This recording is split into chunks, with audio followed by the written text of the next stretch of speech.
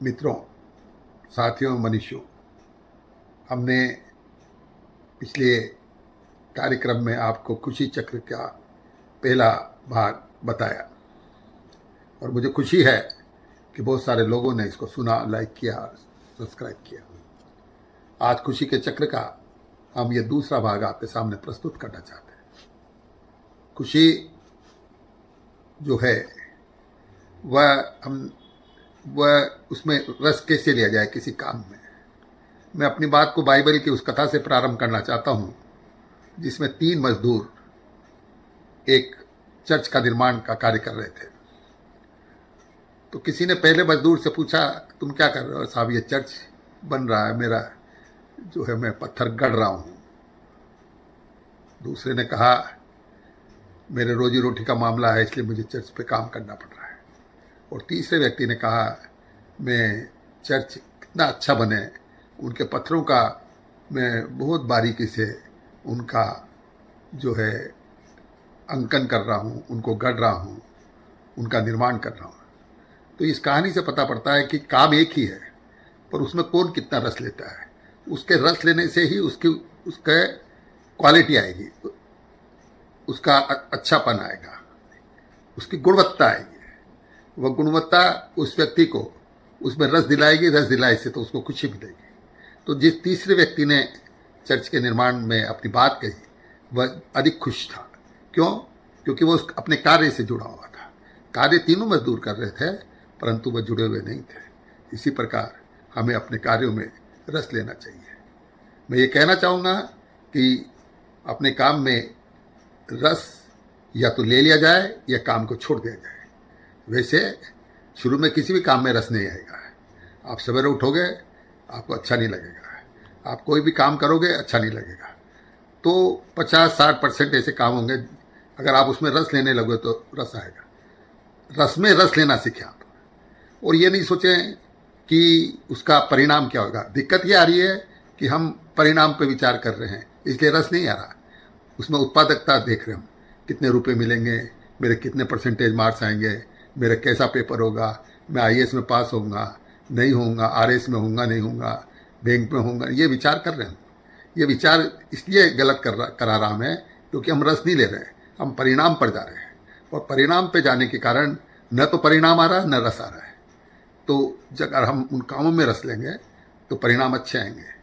किसी ने कहा कि अगर बुहारी भी, झाड़ू भी लगानी पड़े तो उसमें आप ऐसे रस लो जैसे मंदिर में, चर्च में झाड़ू लगा रहे हो।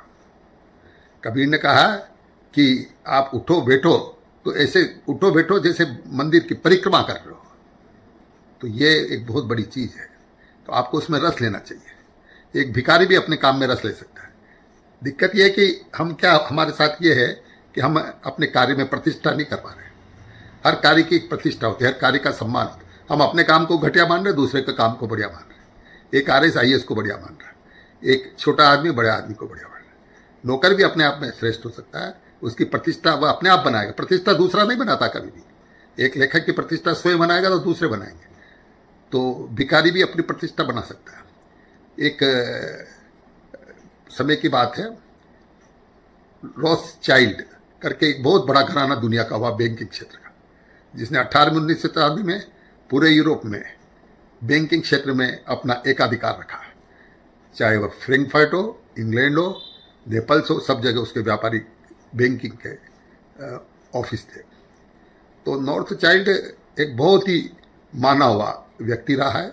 उसने अपनी आत्मकथा लिखी है, और उस आत्मकथा में उसने लिखा कि एक बार क्या हुआ, अल सवेरे, बहुत सवेरे एक घंटी बजी मेरे घर पे। घंटी बजी तो देखा कि भिखारी है। उसने कहा, साहब मुझे कुछ भीख दे दो, मदद दे दो। तो नॉर्थ साइड ने कहा, ये कोई समय है तुम्हारा भीख मांगने का? उसने कहा, साहब आप मुझे मत सिखाओ, ये मेरा धंधा है। मैंने आपके धंधे में, आप बैंकिंग का काम करते हो दुनिया में, मैंने तो आपको कोई सलाह नहीं दी कभी भी। ये मेरा धंधा है, और आप इसमें न मैं आपका क्षेत्र जानता हूँ, ना आप मेरा क्षेत्र जानते। आप मुझे राय न देवें, आपको देना है तो देवें। तो उसने लाइट जला के देखा। उसने देखा, यार इस भिखारी के चेहरे पे इतनी आभा, चमक, ओप। तो उसको आश्चर्य हुआ। उसने उसको दान भी दिया। कहने का मतलब यह है कि कितना ही छोटा काम हो, आप अगर अपनी प्रतिष्ठा रखोगे और अपने विश्वास रखोगे तो उसमें रस आएगा। रस आएगा तो आपका काम सफल होगा। छोटे छोटे कामों में रस लेना सीखें। ट्रांसफर ऑफ पावर जब तक नहीं होगी, हमारे पास शक्ति है सबके पास, पर हमने शक्ति का क्या उपयोग नहीं किया, इसलिए रस नहीं आ रहा है। रस कैसे आएगा? शक्ति का उपयोग करेंगे। मैं आपको एक बात बताता हूँ। महात्मा बुद्ध गुजर रहे थे तो एक राक्षस था उंगलीमाल। सबने कहानियां पढ़ी बचपन में।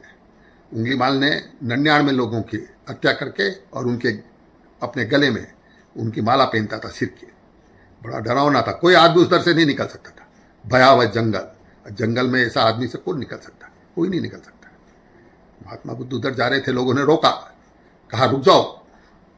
उसने कहा मैं तो जिस रास्ते इसको चुन लिया उधर जाता हूं। महात्मा बुद्ध आगे बढ़ते रहे निडर, और थोड़ी देर बाद उंगलीमाल की आवाज है, रुक जाओ, तुम कौन हो? लगते तो सन्यासी हो, इसलिए मैं तुम्हें नहीं मार रहा हूं, पर इधर से मत आओ आप, नहीं तो मैं आपको काट दूंगा। आपने सुना नहीं मेरा नाम उंगलीमाल है? वह निडर रहे। उन्होंने ये कहा महात्मा बुद्ध ने कि तुम नीचे तो आओ, मार देना मुझे। वो अपना फारसा लेकर नीचे आए और उसने कहा मेरे को मारने से पहले एक काम करो, जाओ इस पेड़ की एक डाल और 4 पत्तियां तोड़ लाओ। उसने फटाक से जो फरसा मारा टूट गया, उसके लिए क्या? महात्मा बुद्ध ने कहा मेरे को मारने से पहले एक छोटा सा काम और करो, जाओ इस तनी को और पत्तों को पेड़ पे जोड़ आओ। उसने कहा यह तो बहुत कठिन काम है, असंभव है, मैंने तो काटने का काम किया, जोड़ने का काम कभी नहीं किया। इस छोटी सी घटना ने उंगलीमाल को महात्मा बुद्ध का शिष्य बना दिया। उस समय बिहार का शासक, वैशाली का शासक प्रसन्नजीत था। प्रसन्नजीत ने देखा कि यार वो खुद डरता था उंगलीमाल से, जबकि वह राजा था। मालूम पड़ा कि यार उंगलीमाल तो उनका शिष्य बन गया है।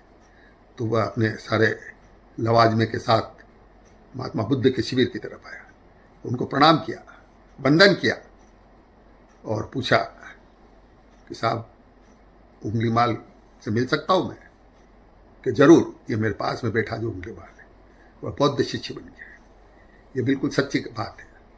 तो जो उन्होंने इसमें, हम जब तक अपनी ट्रांसफर ऑफ पावर नहीं करेंगे, हम अपने क्षमताओं को उधर नहीं मोड़ेंगे जिधर हम काम कर रहे हैं, तो रस नहीं आएगा।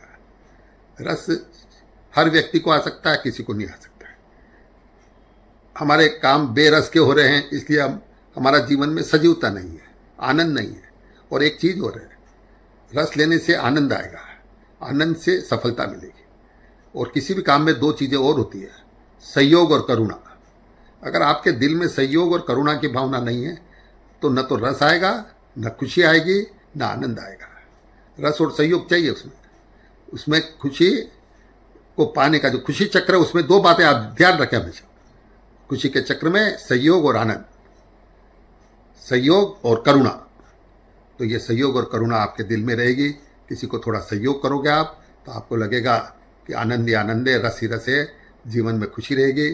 तो मित्रों, जो आज खुशी के चक्र में मैंने बातें बताई, उसमें एक बात तो बताई कि छोटे छोटे कामों में आप खुशी लें। दूसरी बात ये बताई कि अपनी क्षमताओं को आप मोड़ें। तीसरी बात ये बताई मैंने आपको कि जो सहयोग और करुणा का भाव अपने मन में रखें, दूसरों के प्रति रखें। और चौथी बात ये बताई कि आप अपना जो भी काम कर रहे हैं उस काम को आप एक उससे करें कि आप भी कुछ हैं। ऐसा नहीं आप बिल्कुल अपने आप को माने, प्रतिष्ठा माने उस काम की, आप अपने आप को प्रतिष्ठित माने उस काम। ठीक है, आज आप छोटे आदमी हैं, कोई बात नहीं, पर उसमें प्रतिष्ठा माने। कोई भी काम करें आनंद से करें, उसमें रस लेके करें। और आपको अगर किसी काम में रस नहीं आ रहा तो सांस रखें आप। अंतिम बात यह है, सांस रखें, उस काम को या तो छोड़ दें या उस काम में रस लेना सीखें। और रस आएगा, थोड़ा समय लगेगा, आप धैर्य रखेंगे तो रस आएगा। धन्यवाद। अगले वीडियो हम शीघ्र आपके सामने पेश करेंगे।